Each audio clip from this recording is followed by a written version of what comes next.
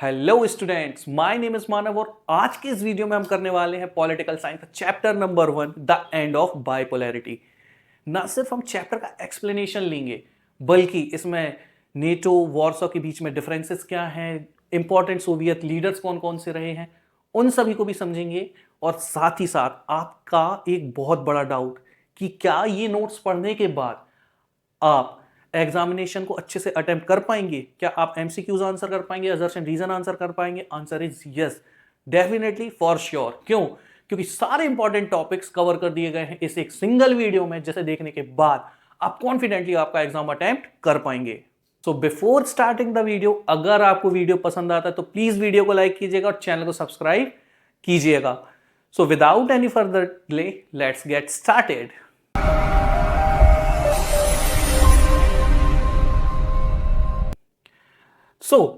Chapter की शुरुआत में ही बात की गई है बर्लिन वॉल की।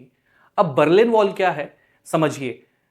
फर्स्ट वर्ल्ड वॉर जब खत्म होता है तो फर्स्ट वर्ल्ड वॉर के खत्म हो जाने के बाद यूएसए और यूएसएसआर, ये दोनों जो कंट्रीज होते हैं ये डिवाइड कर लेते हैं जर्मनी को, जिसमें वेस्ट जर्मनी जाता है किसके पास? यूएसए के पास।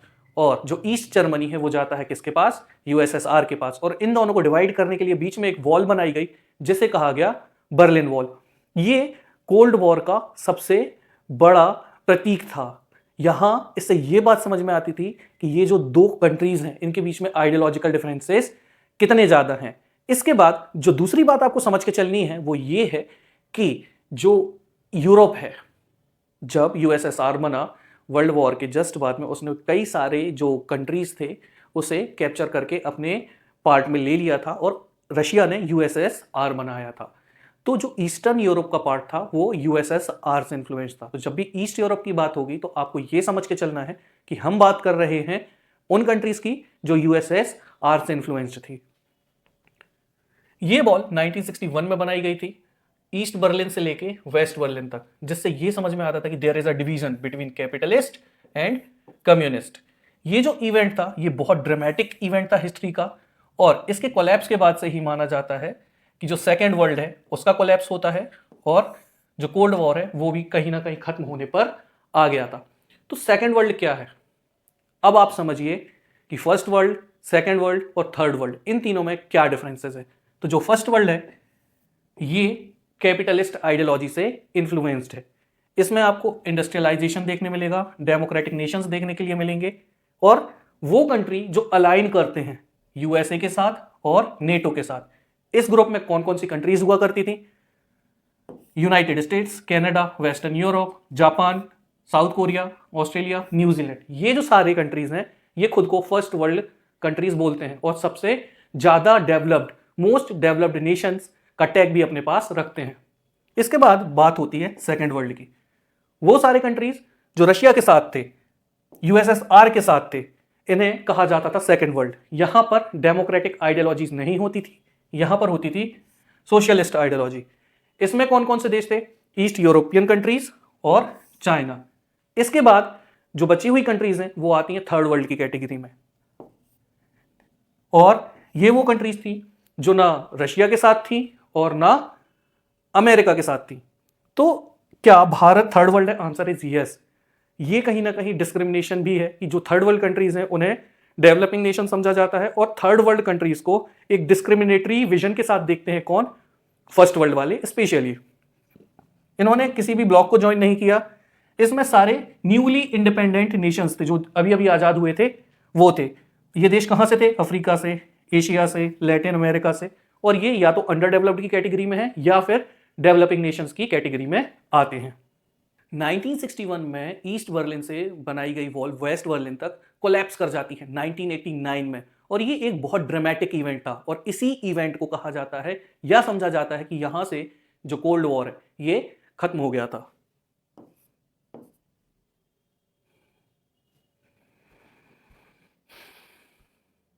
(1989) में बर्लिन वॉल के गिर जाने के बाद जर्मन डेमोक्रेटिक रिपब्लिक, जो कि हिस्सा हुआ करता था ईस्ट जर्मनी का, वो रीयूनाइट हो जाता है किसके साथ?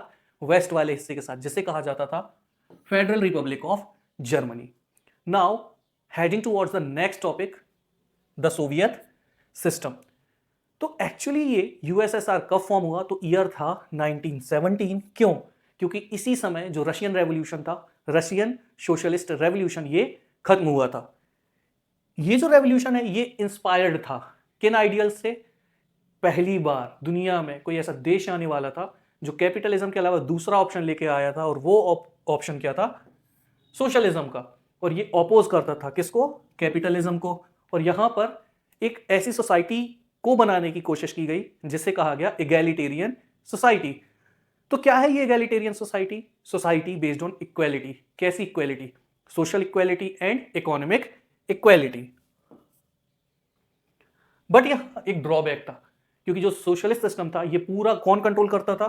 Communist party. और कम्युनिस्ट पार्टी के रूल करने की वजह से वहां किसी भी तरीके का स्पेस नहीं बचा था किसी और पार्टी के लिए। सेकेंड वर्ल्ड वॉर के खत्म हो जाने के तुरंत बाद जो ईस्ट यूरोपियन कंट्रीज थे, इन्हें लिबरेट करवाता है यूएसएसआर की आर्मी। और यहां पर जो ये ईस्ट यूरोपियन कंट्रीज थे, इन पर काफी ज्यादा इंफ्लुएंस था यूएसएसआर के पॉलिटिकल सिस्टम का और इकोनॉमिक सिस्टम का। और इसी वजह से ये खुशी खुशी यूएसएसआर का पार्ट बन जाते हैं। और उनका पार्ट बनने के बाद वो बनता है सेकेंड वर्ल्ड, जिसके बारे में हम डिस्कस कर चुके हैं। और ये चुनते हैं रशिया को as there de facto. Now what is de facto? तो यहां पर जो एक गवर्नमेंट होती है वो कंट्रोल करती है और अथॉरिटी रखती है दूसरे रीजन पर, लेकिन ये लीगल रिकॉग्निशन नहीं होता या कॉन्स्टिट्यूशनल लेजिटिमेसी नहीं मिलती। मतलब ना कॉन्स्टिट्यूशन में लिखा मिलेगा और ना ऐसे सरकार मानेगी, बट इन्फ्लुएंस तो होगा।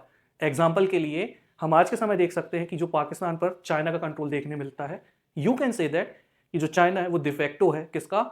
पाकिस्तान का। इसके बाद यहां पर ये सारे कंट्री एक साथ आते हैं और एक पैक्ट बनाते हैं जिसे इन्होंने बोला वॉर्सो पैक्ट। सारे नेशन एक साथ एक पैक्ट साइन करते हैं जिसे कहा जाता है वॉर्सो पैक्ट। इसके बाद चैप्टर में आगे ही हम वॉर्सो पैक्ट को और नेटो को एक साथ बहुत अच्छे से कंपेयर करेंगे। नाउ अगले टॉपिक में हम ये समझेंगे कि यूएसएसआर इतना इंपॉर्टेंट प्लेयर कैसे बनकर हमें देखने में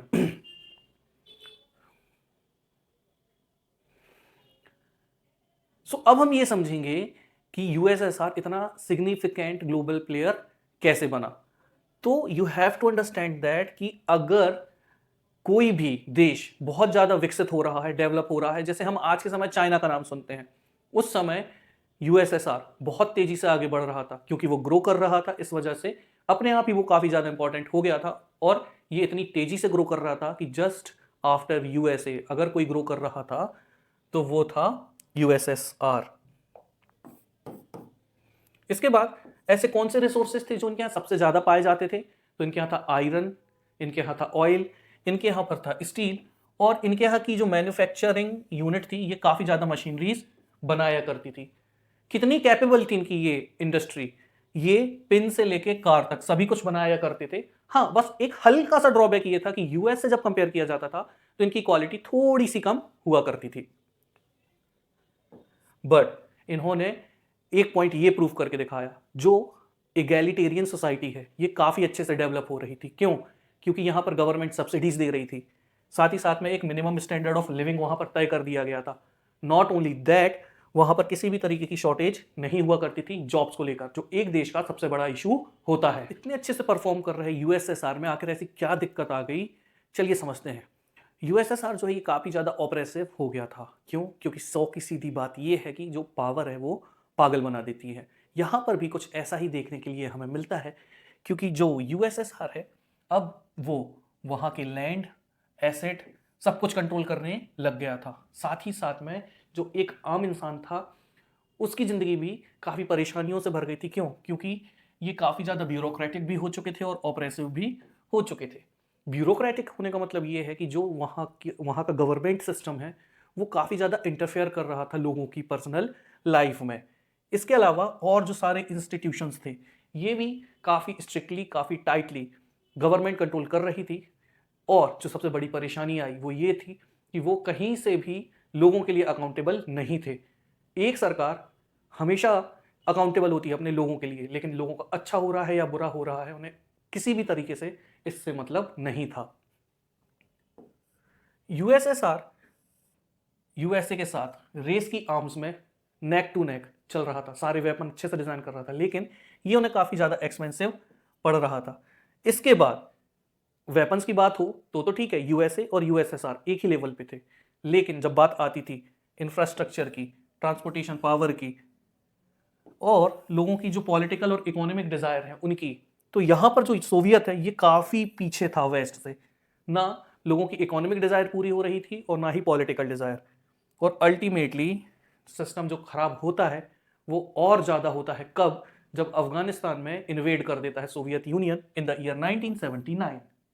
गोर्बाचेव एंड द डिसइंटीग्रेशन। अगर हम बात करें मिखाइल गोर्बाचेव की, तो वो सेक्रेटरी जनरल बनते कम्युनिस्ट पार्टी के इन द ईयर 1985, और इसके बाद ये रिफॉर्म लाना शुरू करते हैं सिस्टम में। इन्होंने 2 रिफॉर्म बहुत इंपॉर्टेंट लेके आए। पहला था पेरेस्ट्रोइका और नेक्स्ट वन इज ग्लासनोस्त। इनका क्या मीनिंग होता है? इन शॉर्ट, पेरेस्ट्रोइका का मतलब होता है रीस्ट्रक्चरिंग और ग्लासनोस्त का मतलब होता है ओपननेस। और एलेबोरेटेड फॉर्म में अगर हम समझें तो पेरेस्ट्रोइका का मतलब होता है जो ऑटोमेशन है उसे बढ़ा देना और लेबर की एफिशिएंसी इंक्रीज करने पर फोकस करना। बात करें ग्लासनोस्त की, तो ये पॉलिसी और प्रैक्टिस होती है जहां पर गवर्नमेंट काफ़ी ओपन हो जाती है और जो इंफॉर्मेशन है वो ज़्यादा से ज़्यादा डिलीवर करने की कोशिश करती है कॉमन पीपल के बीच में। इसके बाद इन्होंने जो वेस्ट है उसके साथ अपने रिलेशंस नॉर्मलाइज करने की कोशिश की, साथ ही साथ में वो स्ट्रक्चर जो पहले डेमोक्रेटिक नहीं था, कोशिश की उन्होंने कि उसे वो डेमोक्रेटिक कर दें। लेकिन इन सब के बीच में उन्हें ये पता नहीं था कि वहाँ पर भी कुछ ना कुछ डिफेक्ट देखने के लिए मिलेंगे। जैसे ही ये आज़ादी मिलती है ईस्ट यूरोपियन कंट्रीज़ को, जो कि हिस्सा थे सोवियत ब्लॉक का, वो क्या करते हैं, प्रोटेस्ट करना शुरू कर देते हैं अपनी ही गवर्नमेंट के खिलाफ और बाहर निकलने की कोशिश करते हैं सोवियत कंट्रोल से। गोर्बाचेव इंटरवीन नहीं करते, उन्हें दिखाई दे रहा था कि ईस्ट यूरोप में क्या हो रहा है, कहीं ना कहीं उनके अगेंस्ट में कोई प्रोटेस्ट चल रहे हैं, लेकिन उन्होंने इसको इग्नोर किया। और जब डिस्टर्बेंस बढ़ गए तो वहाँ पर जो रिजीम थी ईस्ट यूरोपियन कंट्रीज़ में एक एक करके क्या होती हैं, कोलैप्स करना शुरू कर देती हैं। जो डेमोक्रेटिक रिफॉर्म्स लेकर आ रहे थे मिखाइल गोर्बाचेव, ऑब्वियसली क्योंकि कम्युनिस्ट पार्टी के थे वो, और कम्युनिस्ट पार्टी में अगर आप डेमोक्रेटिक रिफॉर्म लाने की कोशिश करोगे तो क्या होगा, उनके खुद के ही जो दूसरे लीडर थे वो उनको अपोज करना शुरू कर देते हैं। 1991 आता है। इसके बाद यहाँ पर होता है एक क्या, कू, COUP। इसे कूप नहीं बोला जाता, इसे कू बोलते हैं। और इसका मतलब क्या होता है, एग्जिस्टिंग गवर्नमेंट को फोर्सफुली ओवरथ्रो कर देना। किसने करवाया था? कम्युनिस्ट पार्टी के हार्ड लाइनर्स ने। अब ये हार्ड लाइनर्स कौन होते हैं? ये वो लोग होते हैं जो स्ट्रिक्ट पोजीशन बना के रखते हैं किसी भी इशू को लेकर। लेकिन अब जो लोग हैं ये पुराना सिस्टम नहीं चाहते थे कम्युनिस्ट पार्टी का, और उन्हें फ्रीडम चाहिए था।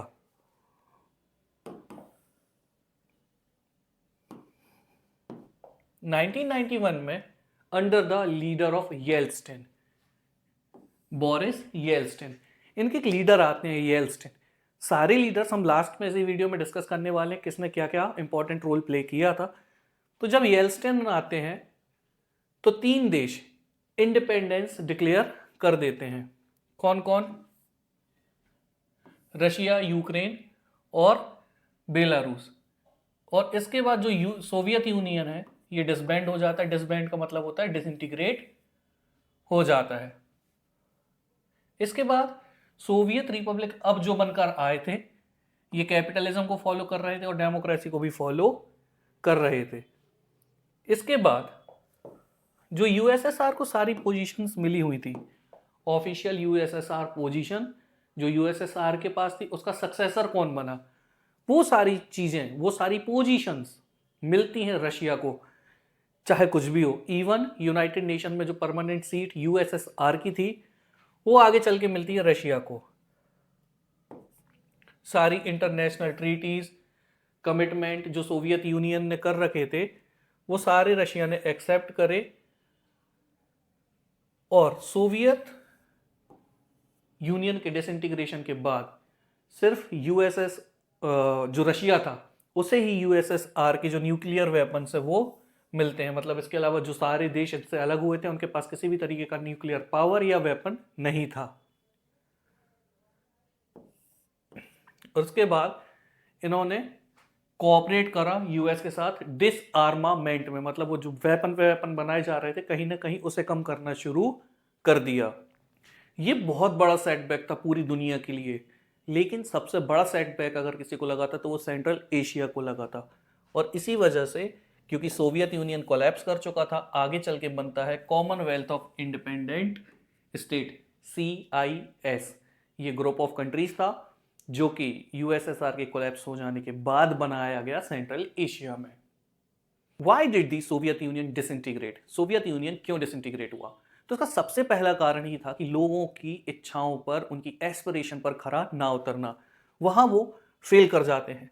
और ये सब कुछ हुआ था उनकी इंटरनल वीकनेसेस की वजह से, जिसमें एक वीकनेस थी इकोनॉमिक स्टेग्नेशन। स्टेग्नेशन का मतलब ये होता है ना तो आगे जाना और ना पीछे जाना।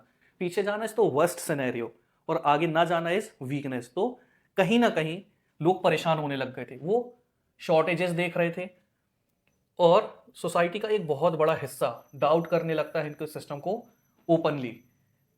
सोवियत इकोनॉमी जो है ये अपने रिसोर्सेस को कहाँ लगाती रहती थी? मिलिट्री में और न्यूक्लियर आर्सेनल में। मतलब जितनी कमाई हो रही थी सब न्यूक्लियर वेपन्स में जा रहा था या मिलिट्री एक्सपेंस में जा रहा था।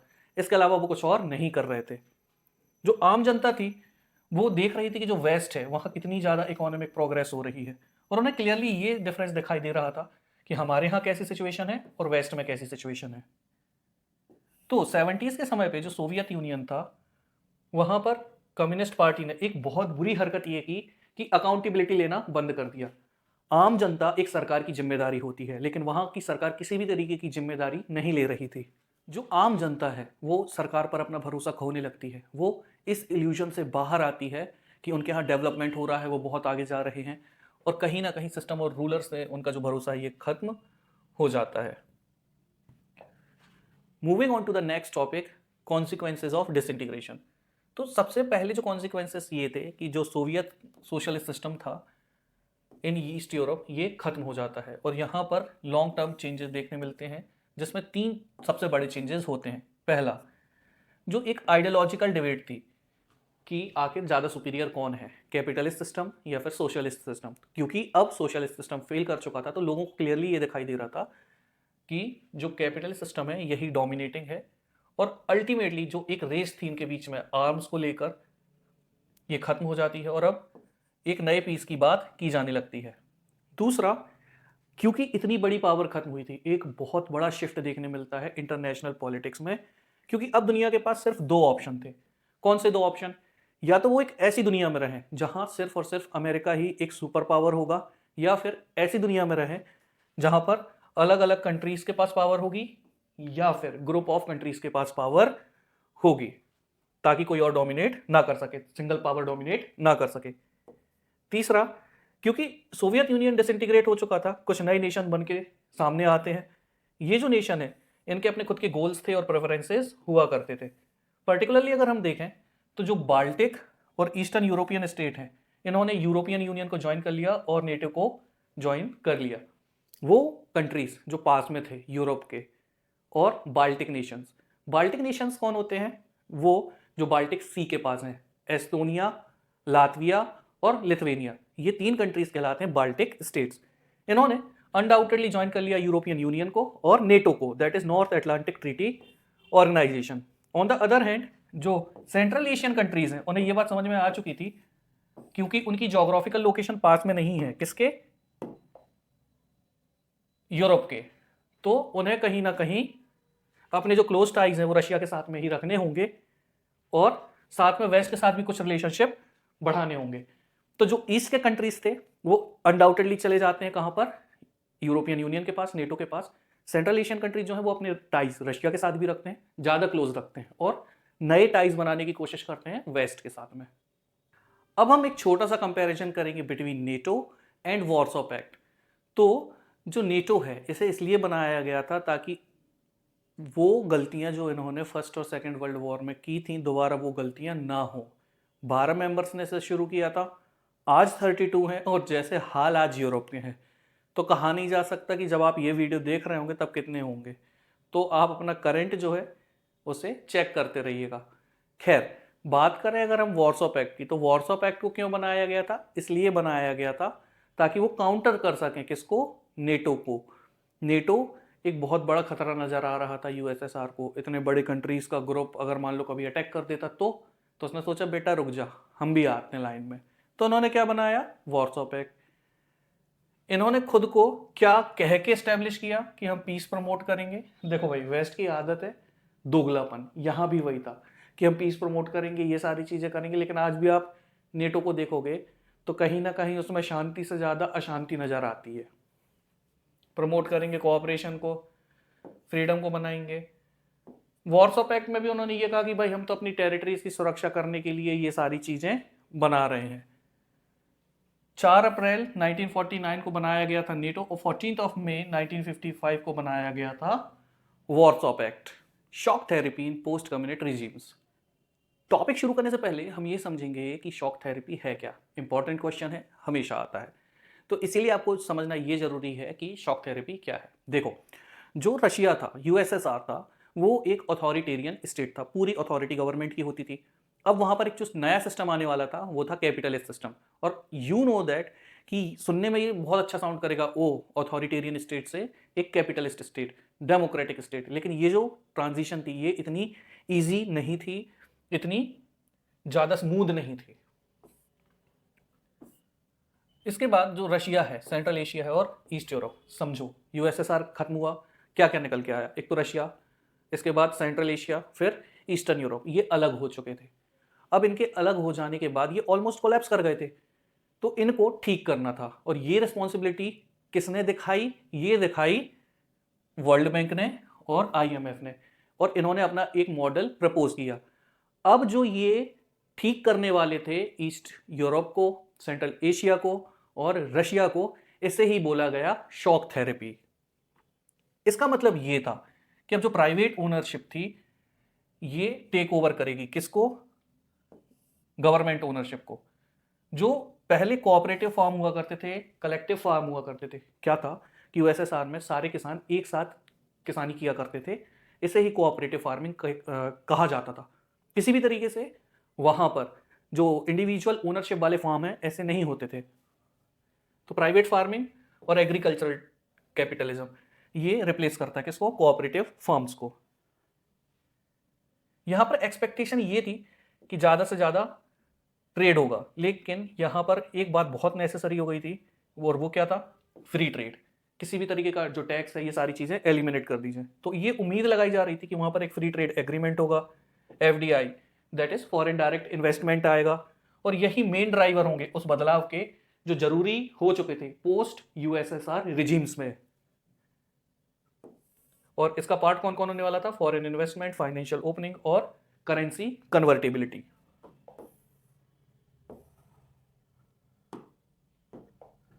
फाइनली जब सोवियत ब्लॉक ब्रेक कर जाता है तो इसके जो सारे ट्रेड अलायंसेस हैं, ये इसमें भी एक ट्रांजिशन देखने के लिए मिलती है। और वो ये थी कि पहले जो इनके सारे के सारे ट्रीटीज थे, सारे के सारे अलायंसेस थे, अब ये इंटरकनेक्टेड नहीं थे। एज अ रिजल्ट जो वेस्टर्न इकोनॉमी है ये धीरे धीरे उन कंट्रीज को अब्सॉर्ब करना शुरू कर देती है। यूएसएसआर की इकोनॉमी, उसके देश बिखर गए, वेस्ट ने इसे अब्सॉर्ब करना शुरू कर दिया। अब आप उनके माइंडसेट को समझने की कोशिश कीजिए, ये कहीं ना कहीं उनके लिए शॉक थेरेपी के जैसा ही काम कर रहा था। एज अ रिजल्ट जो कैपिटलिस्ट स्टेट होते हैं वेस्ट के, ये एक पोजीशन में आ जाते हैं किसकी? लीडरशिप की। अभी तक जो देश यूएसएसआर की लीडरशिप में थे अब वो वेस्ट की लीडरशिप में आने लग गए थे। देखो भाई, पैसा हर जगह इंपॉर्टेंट है, यहां भी ये जो सारी चीजें हो रही हैं इसका भी एक मेन ड्राइवर है, वो है पैसा। और ये अब कहां से आ रहा था? वेस्ट से। इन्होंने अलग अलग एजेंसीज को यूज किया और अपनी ऑर्गेनाइजेशन को या तो डायरेक्ट या इनडायरेक्ट कंट्रोल दे दिया किसका? इस रीजन के डेवलपमेंट का। Consequences of shock therapy. देखो, शॉक थेरेपी ने यह प्रॉमिस किया था कि यूएसएसआर अगर डिसइंटीग्रेट हो गया है तो उसमें जितने भी चेंजेस आए हैं, जितना भी खराब हुआ है माहौल, वो सारा का सारा सुधार दिया जाएगा। कौन सुधारेगा? वेस्ट सुधारेगा। लेकिन यहाँ क्या होता है, जो ये प्रॉमिस था कि एक अच्छा इकोनॉमिक सिस्टम डेवलप कर दिया जाएगा वहाँ पर, ये शॉक थेरेपी के द्वारा पूरा नहीं किया जा सका। इंस्टेड वहाँ की जो इकोनॉमीज थी वो चली गई इन द हैवॉक। हैवॉक का मतलब होता है तबाही। And devastated the life of people, और लोगों की जो जिंदगी है वो भी कहीं ना कहीं काफ़ी ज़्यादा उजड़ जाती है, डिवास्टेट हो जाती है इस पूरे रीजन में। अब रशिया में क्योंकि कोलैप्स होने से पहले बहुत बड़ी बड़ी इंडस्ट्रीज हुआ करती थी, वो क्या होता है उनके साथ में, वो डिसइंटीग्रेट हो जाती हैं और 90% जो इंडस्ट्रीज हैं ये प्राइवेट इंडिविजुअल्स को बेच दी जाती हैं और कॉरपोरेशंस को बेच दी जाती हैं। लेकिन इससे क्या होता है, होता ये है कि हमें देखने के लिए मिलती है क्या, वर्ल्ड लार्जेस्ट गैराज सेल। ना what is world largest garage sale? यहां पर यह था कि रशिया से प्रॉमिस किया गया था कि आपकी ये जो इंडस्ट्रीज हैं ये एक पर्टिकुलर प्राइस में खरीदी जाएंगी, लेकिन उन्होंने किसको फ्री छोड़ दिया? मार्केट फोर्सेस को। ना what is market forces? Demand and supply. तो देखिए जो देश तबाह हो चुका है वहां वैसे ही डिमांड खत्म हो चुकी होगी, और क्योंकि खत्म हो चुकी है तो प्राइजेस बिल्कुल क्रश हो चुके होंगे, खत्म हो चुके होंगे, मिट्टी में मिल चुके होंगे। ऐसी सिचुएशन में जब वहां की इंडस्ट्रीज बेची गई तो ये बहुत ही ज़्यादा गिरे हुए दामों में, they were sold at throw away prices, बहुत कम ही दाम में वो बेच दिए गए, और इसे ही बोला गया क्या, the world's largest garage cell.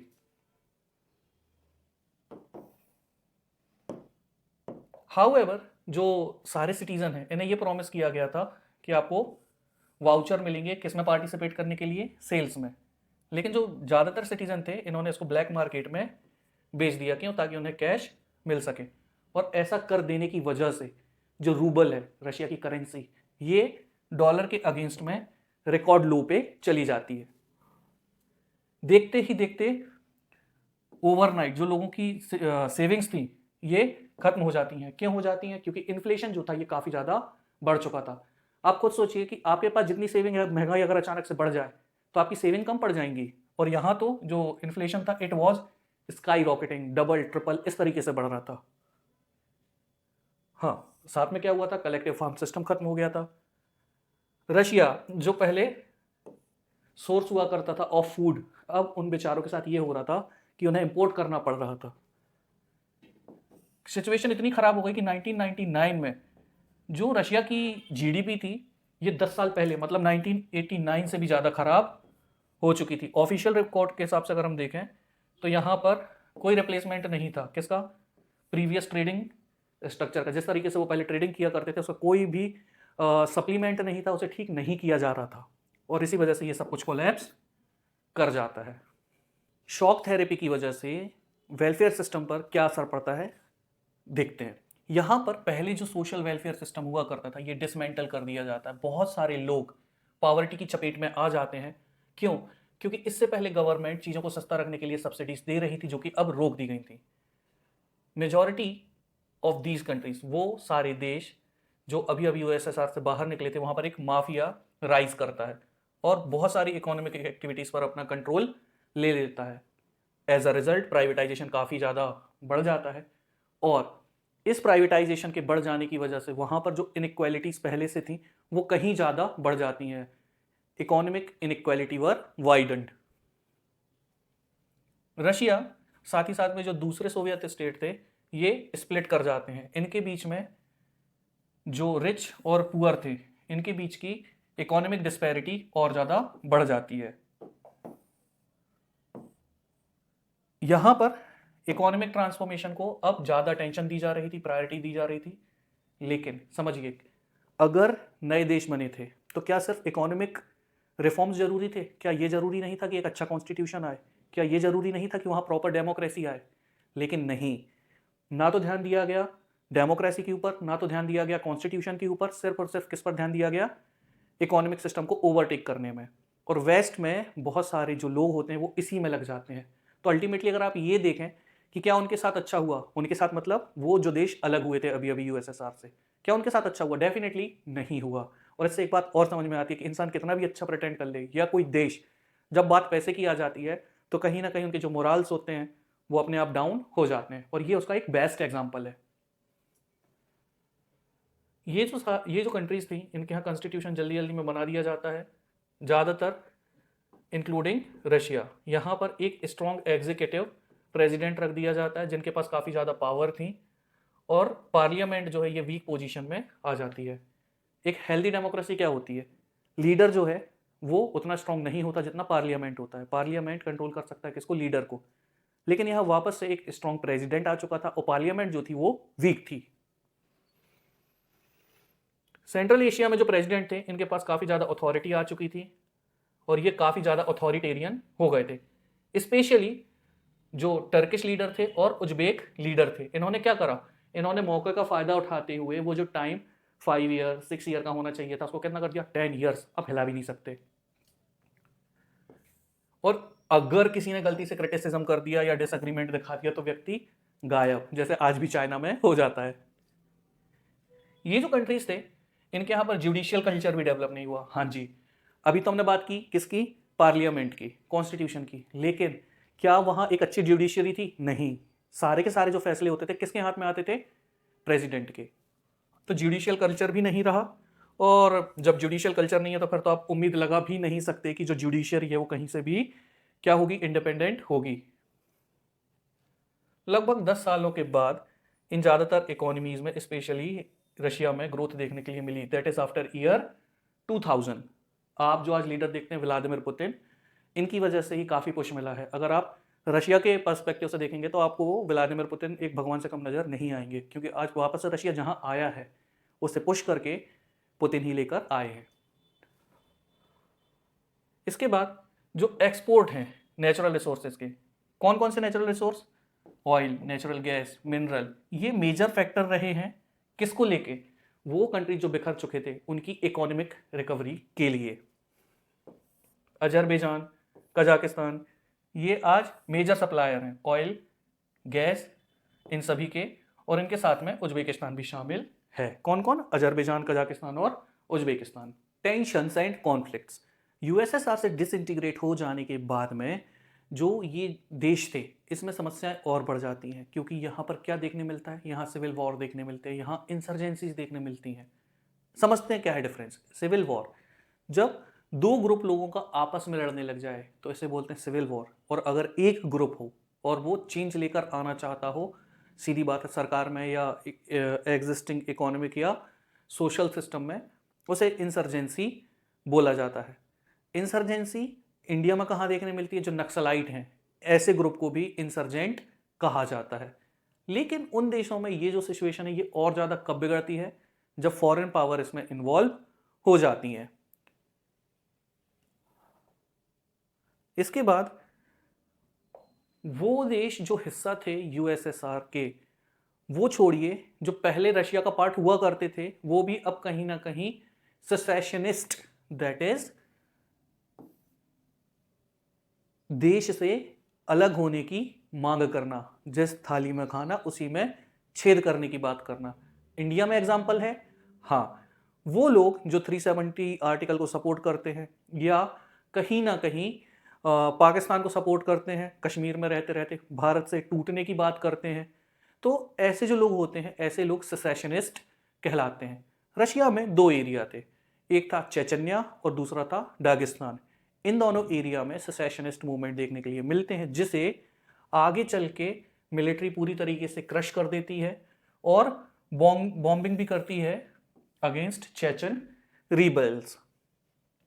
Tajikistan, यहाँ पर 10 सालों तक सिविल वॉर चलता है टिल ईयर 2001। इसके अलावा भी बहुत सारे कॉन्फ्लिक्ट देखने के लिए मिलते हैं। अजरबैजान में बहुत सारे ऐसे लोग हुआ करते थे जो अर्मेनियंस थे। बेसिक समझाता हूँ, अजरबैजान इस्लामिक कंट्री है, अर्मेनिया क्रिश्चियन कंट्री है, बट अजरबैजान में भी कुछ अर्मेनियंस रहते थे। इन सभी कॉन्फ्लिक्ट्स के बीच में वो भी ये सोचते हैं कि वो सेसेशन कर लेंगे, सेसेशनिस्ट मूवमेंट चला देंगे और एक एरिया जो अजरबैजान का हिस्सा है उसे अलग करा देंगे। और वो कौन सा एरिया है, प्रोविंस ऑफ नागार्नो काराबाख। आगे चल के एक सिविल वॉर और हमें कहाँ देखने मिला, जॉर्जिया में। यहाँ पर इंडिपेंडेंस के लिए जो आवाज़ है ये ट्रिगर हुई थी, बट ये सक्सेसफुल नहीं हुई थी। सक्सेसफुल कहाँ पर हुई, ये हुई चेकोस्लोवाकिया में। आज के समय चेकोस्लोवाकिया एग्जिस्ट नहीं करता है क्योंकि ये दो टुकड़ों में बढ़ चुका है, 2 नए देश बन चुके हैं। तो जो चेक्स हैं और स्लोवाक्स हैं, इनको अपना अलग अलग देश मिल जाता है, दैट इज चेक Republic and Slovakia. Central Asian Republic में भी कुछ चेंजेस देखने मिले, जैसे कि वहाँ पर हाइड्रोकार्बन्स हुआ करते थे। पहली बार हाइड्रोकार्बन्स क्या है, फॉसिल फ्यूल्स, सीएनजी हो गया, पेट्रोल हो गया, डीजल हो गया, क्रूड ऑयल हो गया, ये सारे हाइड्रोकार्बन्स की कैटेगरी में आते हैं। तो जो सेंट्रल एशियन रिपब्लिक, इनको काफ़ी ज़्यादा बेनिफिट मिलता था, किससे, हाइड्रोकार्बन से। लेकिन यहाँ पर सेंट्रल एशिया में अपनी पकड़ बनाने के लिए कहीं ना कहीं जो फॉरेन कंपनीज हैं ये भी फाइट करना शुरू कर देती हैं। फ्री का माल मिल रहा है, ले लो, लालची लोग। Okay, moving on, Yugoslav Republic, यहां पर सबसे ज्यादा ब्लडशेड देखने मिलता है। क्यों? 1991 के बाद क्रोशिया, स्लोवेनिया, बॉस्निया और हेर्जिगोविना, इन्होंने अपनी इंडिपेंडेंस को डिक्लेयर कर दिया। लेकिन क्या हुआ यहाँ पर? यहाँ पर ये हुआ कि एथनिसिटी वाइज कुछ कॉन्फ्लिक्ट देखने के लिए मिले। जैसे वो सर्ब जो बॉस्नियंस नहीं थे, इन्हें मार दिया जाता है, किन की वजह से? सर्ब की वजह से। नाउ ये थोड़ा आपके लिए नया हो सकता है, बस इतना समझिए कि 2 एथनिसिटीज हैं, एक सर्ब और एक नॉन सर्ब। तो बॉस्निया में वो लोग जो सर्ब थे वो तो खुश थे, लेकिन वो लोग जो नॉन सर्ब थे उन्हें ये बिल्कुल भी पसंद नहीं आ रहे थे, और इसी वजह से यहाँ पर काफ़ी ज़्यादा ब्लड शेड देखने के लिए मिला, काफ़ी ज़्यादा मैसेकर देखने के लिए मिलता है। और जब ये सब कुछ चल ही रहा था, इंटर एथनिक सिविल वॉर चल रहा था, इसी बीच में जो नेटो है ये बॉम्ब कर देता है किसे? यूगोस्लाविया को। और मैंने अभी आपको जब नेटो के और वॉर्सो पैक्ट के बीच में डिफरेंस बताया था, मैंने बताया था कि ये सब कुछ दिखावे के लिए है। क्या नेटो क्या कहता था? कि हम पीस के लिए हैं, और देख लो आप पीस। इन्होंने क्या करा? बॉम्ब कर दिया किसको? यूगोस्लाविया को। India and the post communist regimes. अब हम समझेंगे कि भारत का आखिर कैसा रिलेशंस है उन सारे कंट्रीज के साथ में जो कि यूएसएसआर से बाहर आए थे। तो अगर हम बात करें, सारे के सारे जो देश बाहर आए थे यूएसएसआर से, उनसे काफ़ी अच्छे टर्म्स हैं इंडिया के। अगर हम बात करें इसमें स्पेसिफिकली रशिया और इंडिया के रिलेशंस की, इसे कौन नहीं जानता। आज भी 2 देशों के अगर दोस्ती की मिसालें दी जाती हैं, एग्जाम्पल दिया जाता है, तो वो है रशिया और इंडिया। क्योंकि आप देखोगे इसका असर, पहली बात तो पॉजिटिव है, इंडिया की फॉरेन पॉलिसी में भी इसका असर देखने के लिए मिलेगा। और इंडिया और रशिया के जो रिलेशंस है, ऐसा नहीं है कि सिर्फ और सिर्फ इकोनॉमिकल टर्म्स पे हैं, सिर्फ पैसे पर ही निर्भर हैं। शुरू से ही इन दोनों देश के बीच में एक काफ़ी अच्छा म्यूचुअल ट्रस्ट भी है, और एक दूसरे के जो इंटरेस्ट है ये भी काफ़ी ज़्यादा ये शेयर करते हैं। कितना? इतना कि आप देख सकते हैं कि इंडिया के लोग रशिया को पसंद करते हैं, और रशिया के लोग काफ़ी ज़्यादा वेलकमिंग होते हैं इंडियंस को लेके। अनलाइक यूरोप जो कि इतना ज़्यादा डिस्क्रिमिनेट करते हैं, स्पेशली अमेरिका, फिर भी लोगों को सिर्फ एक ही जगह दिखाई देती है, वो है वेस्ट। रशिया में इंडिया के कुछ एक्टर्स जैसे कि अमिताभ बच्चन और राज कपूर, इन्हें बहुत सारे लोग जानते हैं, ये वेल नोन है। और रशिया के बहुत से पार्ट में जो हिंदी सॉन्ग्स है ये भी सुनने के लिए मिल जाते हैं। अब इंडिया और रशिया दोनों देश जो हैं ये चाहते हैं कि जो दुनिया हो इसमें मल्टीपल सुपर पावर हो। ऐसा ना हो कि सिर्फ एक देश डोमिनेट करे, पूरी दुनिया को चलाए, बल्कि ऐसे कई सारे देश होना चाहिए। मतलब जो दुनिया है वो यूनिपोलर नहीं होनी चाहिए, वो मल्टीपोलर होनी चाहिए।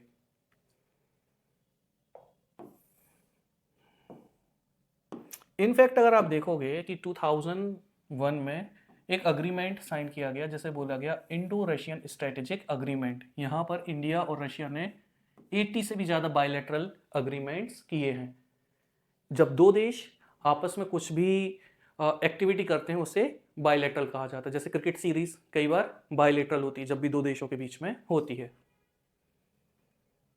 ऐसे बहुत से एरियाज है जहाँ पर रशिया बेनिफिशियल रहा है इंडिया के लिए, चाहे वो कश्मीर का मुद्दा हो, चाहे एनर्जी सप्लाईज की बात हो, या फिर इंफॉर्मेशन को एक्सचेंज करने की, इंटरनेशनल टेररिज्म के लिए, या फिर इंडिया को अगर सेंट्रल एशिया का एक्सेस चाहिए हो तो भी।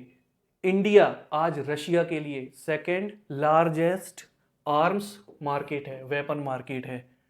और इन और भी बहुत सारी ऐसी चीज़ें हैं जो इन दोनों देशों के बीच में काफ़ी ज़्यादा कॉमन है। Indian armed forces, navy, military, air force, ये सारे जो वेपन्स यूज करते हैं मैक्सिमम किससे आते हैं, ये रशिया से। अब इंडिया की जो डिपेंडेंस रही है रशियन ऑयल इंपोर्ट पर, ये काफ़ी ज़्यादा इम्पोर्टेंट रोल प्ले करती है किसमें, इंडिया की फॉरेन पॉलिसी में। कैसे, देखिए, जब रशिया यूक्रेन वॉर शुरू हुआ, वेस्ट ने काफ़ी ज़्यादा प्रेशराइज करा इंडिया को कि रशिया से खरीद मत लेना ऑयल, अगर ऐसा किया तो हम आप पर सैंक्शंस लगा देंगे। लेकिन इंडिया ने किसी की नहीं सुनी और अल्टीमेटली जो अपना ऑयल था उसका कंजम्पशन और बढ़ा दिया। वेस्ट को अभी भी लगता है कि इतना पावरफुल है कि इंडिया को इन्फ्लुएंस कर लेगा। मूविंग ऑन, इंडिया की जो न्यूक्लियर एनर्जी नीड्स हैं, इसके लिए रशिया ज़रूरी है। क्यों? क्योंकि रशिया के पास काफ़ी सारा यूरेनियम है, टेक्नोलॉजी है जिससे वो न्यूक्लियर पावर प्लांट बना सकता है। फ़ायदे क्या होते हैं? चीप होता है, क्लीन होता है, इसके बाद जो रेजिड्यू है ये एटमॉस्फेयर को नुकसान नहीं पहुंचाता। उसके बाद इंडिया सफ़र कर रहा था कब, जब इंडिया को रॉकेट बनाना था, उसको एक टेक्नोलॉजी की ज़रूरत थी जिसे बोला जाता है क्रायोजेनिक टेक्नोलॉजी। तो इंडिया की क्रायोजेनिक रॉकेट बनाने में काफ़ी ज़्यादा मदद की थी रशिया ने। और ऐसे बहुत सारे साइंटिफिक प्रोजेक्ट हैं जहाँ पर इंडिया और रशिया ने साथ में काम किया है, और आज भी इंडिया और रशिया ऐसे प्रोजेक्ट पर रेगुलरली काम कर रहे हैं। Leaders of the Soviet union, important leaders को समझ लेने के बाद आपको इस चैप्टर में और भी ज़्यादा क्लैरिटी आ जाएगी। तो शुरू करते हैं टाइमलाइन के हिसाब से, एक हायरार्कियल ऑर्डर के हिसाब से। तो शुरुआत करेंगे उस व्यक्ति से जिसने इन सभी की शुरुआत की, और वो कौन थे? वो थे व्लादिमीर लेनिन। अब व्लादिमीर लेनिन जो थे यही फाउंडर थे कम्युनिस्ट पार्टी के, रशियन रेवोल्यूशन में ये लीडर थे, और साथ ही साथ में ये फाउंडर हेड भी थे यूएसएसआर के। इसके बाद इन्हें जाना जाता है कि ये बहुत ज़्यादा फॉलो करते थे किसको? मार्क्सिज्म को। और इसी वजह से ऑल ओवर द वर्ल्ड जितने भी कम्युनिस्ट हैं इनके लिए ये आज भी एक इंस्पिरेशन का काम करते हैं। फिर इसके बाद आते हैं कौन? Joseph Stalin. नाउ स्टालिन जो थे ये सक्सेसर थे लेनिन के, और ये जाने जाते हैं किसके लिए? इन्होंने रैपिड इंडस्ट्रियलाइजेशन किया था, लेकिन इंडस्ट्रियलाइजेशन के अलावा इन्होंने कलेक्टिव एग्रीकल्चर को भी शुरू किया। सारे किसानों से ज़मीन लेकर सारे किसान एक साथ खेती करने लगे इन्हीं के टेन्योर में। इसके अलावा समझने वाली बात यह है कि ये जो एग्रीकल्चर था ये मर्जी से नहीं था, लोगों से फोर्सफुली उनकी जो ज़मीन है वो छीन ली गई थी। इनको क्रेडिट मिलता है सोवियत विक्ट्री का in the second world war, but इनको रिस्पॉन्सिबल भी ठहराया जाता है किसका? ग्रेट टेरर ऑफ 1930s का। क्या था ये? शॉर्ट में बताते हैं। इनके जो ऑपोजिशन में लोग होते थे, चाहे वो विद इन द पार्टी हो या आम जनता हो, कहीं से भी इनको लगा कि इनके खिलाफ कोई खड़ा हुआ है तो ये उसको कैसे भी एग्जीक्यूट करवा देते थे। लगभग 6 लाख लोगों को एग्जीक्यूट किया गया था, ऐसा कहा जाता है। इनकी जो फंक्शनिंग थी ये अथॉरिटेरियन थी, और वही बात, एलिमिनेट कर देते थे ये किनको?